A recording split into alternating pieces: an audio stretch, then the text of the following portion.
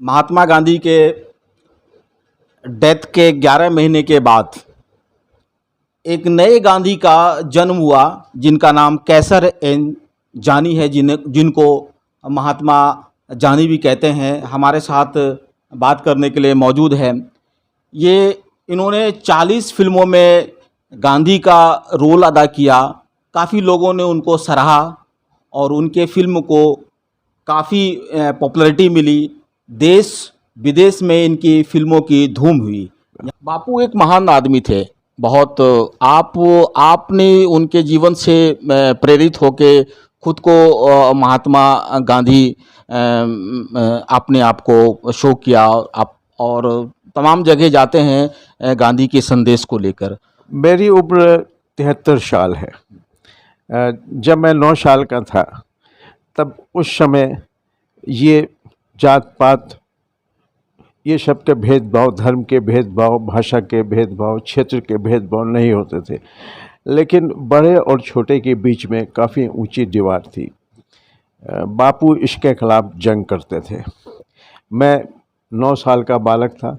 मैं बचपन से मेरी रुचि लिखने और पढ़ने की रही, तो मैं काफ़ी प्रभावित था उनके जीवन से और इनके इस मिशन से मैं काफ़ी प्रभावित था। संजोगवश मैं दूसरे वाले श्रेणी में था, मतलब मैं एक बहुत ही सुखी संपन्न परिवार में पैदा हुआ था।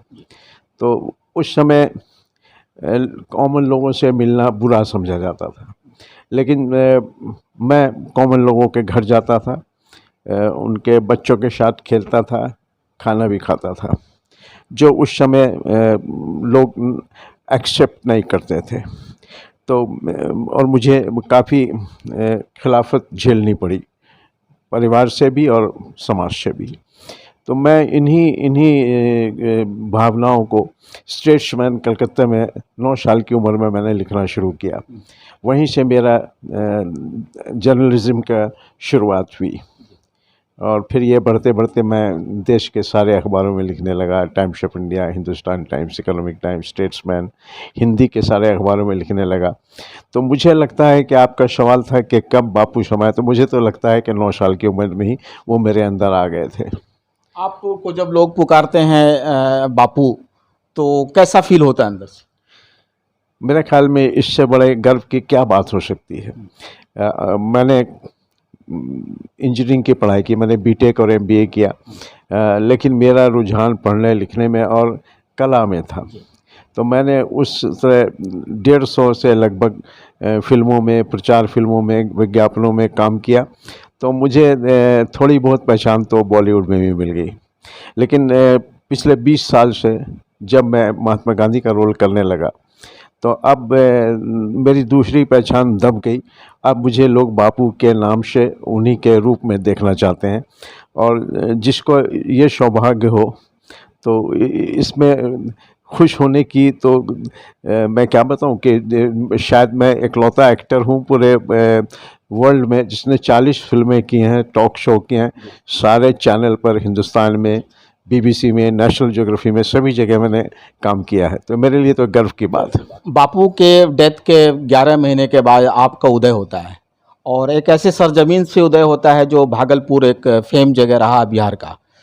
तो आप उस परिवेश में अपने आप को इस्टेब्लिश करने के लिए आपको कितना जद्दोजहद करना पड़ा? देखिए, बापू को बिहार से काफ़ी लगाव था। उन्होंने चंपारण से अपना आंदोलन शुरू किया था।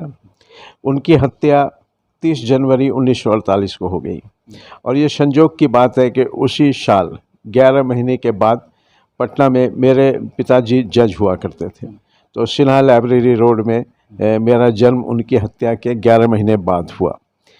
बाद में चल के न्यूज़ चैनलों ने, अखबारों ने लिखना शुरू किया कि बापू को चूँकि बिहार से बहुत लगाव था, तो इसलिए उन्होंने पुनर्जन्म के लिए बिहार को चुना, और ये उनका पुनर्जन्म है। जबकि मैं इसमें विश्वास नहीं करता हूँ, और उन्हीं लोगों ने मुझे महात्मा जानी का टाइटल भी दिया। तो अब मुझे लोग महात्मा जानी के नाम से जानते हैं। नरेंद्र मोदी के जो सरकार है उसके कैबिनेट मिनिस्टर के साथ मैंने आपकी कई तस्वीर देखी, उनकी बातचीत करने का एक डायलॉग भी मैंने आपका देखा। तो आप उस नरेंद्र मोदी की सरकार में आपका कैसे पैठ बना, या कैसी लोकप्रियता आपकी वहाँ पे हुई? देखिए, ऐसा है कि मैं तो बापू का किरदार करता नहीं, जीता हूँ। तो मैं किसी राजनीतिक पार्टी से जुड़ा हुआ नहीं हूँ। अभी केंद्र में भाजपा की सरकार है, नरेंद्र मोदी जी की सरकार है, इसलिए वो लोग फंक्शन करते हैं, मुझे बुलाते हैं। आरजेडी के फंक्शन में भी मैं जाता हूँ, जेडीयू के फंक्शन में भी जाता हूँ, कांग्रेस के भी फंक्शन में जाता हूँ। तो मैं किसी अमुक पार्टी से जुटा हुआ नहीं हूँ।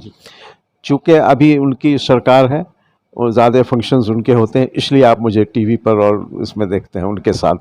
बापू जी, एक तस्वीर मैंने देखी थी, शाहरुख खान के साथ आप बहुत बेबाक ढंग से बात कर रहे थे, मुस्कुराते हुए फोटो थी।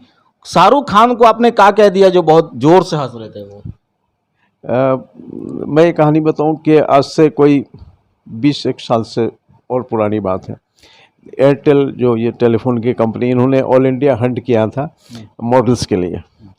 तो कहते हैं 35-40 हज़ार लोगों ने ऑडिशन दिया था। उसमें से वो स्क्रीन आउट करते करते फाइनल में मैं आ गया था, फाइनल 6 इसका शो हुआ था। मेरी शाहरुख की पहली मुलाकात वहीं हुई। 6 लोग थे, तो उस पर लाइव शो था, मैंने शाहरुख के साथ लाइव शो भी किया। बाद में तो मैं एयरटेल, करिश्मा कपूर, शाहरुख खान और मैं, हम सब ब्रांड एम्बेसडर थे एयरटेल के, उसमें काम किया। फिर बाद में जब दूसरे प्रोग्राम में भी हमारे साथ वो मिले। बापू जी, आपका बॉलीवुड में भी डायरेक्टर्स, प्रोड्यूसर और एक्टर और एक्ट्रेस से अच्छा संबंध है, तो क्या आप उस परिवेश में जाना चाहेंगे, उस महानगर में जाना चाहेंगे अपने आप को और शाइनिंग करने के लिए, बापू के किरदार को और शाइनिंग करने के लिए वहाँ पे जाएंगे आप? ऐसा है कि 24 घंटे में मैं 25% टाइम लिखने और पढ़ने में लगाता हूँ। तो लिखना और पढ़ना मेरा पहला प्यार है, फर्स्ट लव। तो आज भी मैं काफ़ी लिखता हूँ, पढ़ता हूँ। 25% टाइम मैं लगाता हूँ मीडिया में, परफॉर्मिंग मीडिया में, टीवी में, इसमें। 50% मैं, अपना पेशा है, हमारा व्यवसाय है मार्केटिंग कंसल्टेंसी, बिजनेस कंसल्टेंसी का। बॉलीवुड में मेरी पहचान नहीं होती, इतनी अच्छी, इतनी पकड़ नहीं होती कि जब मैं फंक्शन में जाता हूँ तो सारा हॉल उठ के खड़ा होता है। तो वो बापू के चलते है। तो अब इसके आगे मैं कहाँ जाऊँ? ऑफर्स मेरे पास बापू के आए थे। एक प्रोड्यूसर ने 500 एपिसोड का सीरियल लिखा था, मुझे बॉम्बे शिफ्ट कर रहे थे, वो शूट करने में 4-5 साल लगते। तो मैंने रिफ्यूज़ किया कि मैं इतना दिन अपने परिवार से, अपने दूसरे कामों से अलग नहीं हो सकता हूँ। कॉल्स तो मेरे पास आते रहते हैं, विदेशों से कॉल आते हैं, फिल्मों के लिए आते हैं, बापू के लिए। तो अपना समय को देखते हुए मैं जितना भर हो सकता है करता हूँ। बाकी मेरा उद्देश्य चमकने से ज़्यादा, मुझे ऑलरेडी पूरे विश्व में इतना प्यार और इतनी इज्जत मिली जो एक साधारण आदमी को नहीं मिल सकती। सोच के बिना मैं तो सोच भी नहीं सकता था, तो उसको ही संभालना मुश्किल है। तो मैं अब बापू के सपनों को पूरा कर रहा हूँ। मेरे इश्यूज़ हैं सद्भावना, साक्षरता, स्वच्छता, नारी सशक्तिकरण, ग्रामीण उद्योग, ये सब मेरे इश्यूज़ हैं जिनको मैं फंक्शंस में, मेरे फंक्शंस होते रहते हैं अक्रॉस द कंट्री, काफ़ी होते हैं। मैं सद्भावना मार्च में भी हिस्सा लेता हूँ, जहाँ हर पार्टी के आते हैं, वहाँ कोई भाजपा और जेडीयू नहीं होता है, सब धर्म के सभी लोग, हज़ारों लोग आते हैं। तो मैं इन सब से ऊपर हूँ, इन सब भेदभाव से, इन सब ख्वाहिशात से भी मैं ऊपर हूँ। बापू जी, एक क्वेश्चन बहुत अहम आपसे करना ये है कि देश को आज़ाद हुए लगभग 70 वर्ष हो गए, क्या अब भी बापू के आदर्श पे लोग चलते हैं?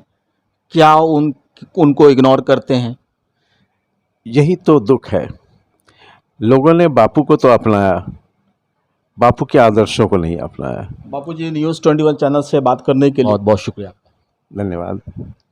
ये थे कैसर एन के जानी उर्फ महात्मा बापू के नाम से मशहूर।